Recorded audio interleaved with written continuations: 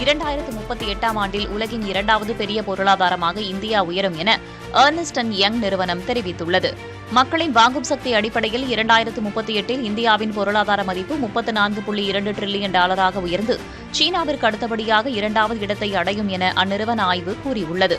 இந்தியர்களின் சராசரி வயது 28.8 இருப்பதாகவும் இது பொருளாதார வளர்ச்சிக்கான சிறந்த அடித்தளம் என்றும் அந்த ஆய்வு கூறுகிறது.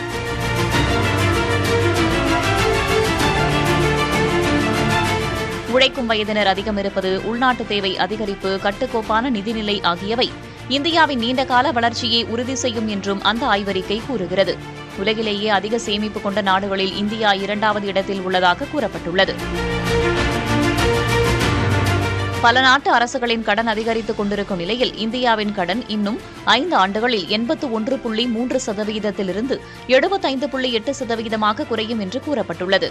சீனாவில் மக்களின் சராசரி வயது அதிகரிப்பு, கடன் அதிகரிப்பு ஆகியவை சீனா எதிர்கொள்ளும் முக்கிய சவாலாக இருக்கும் என்று தெரிவிக்கப்பட்டுள்ளது.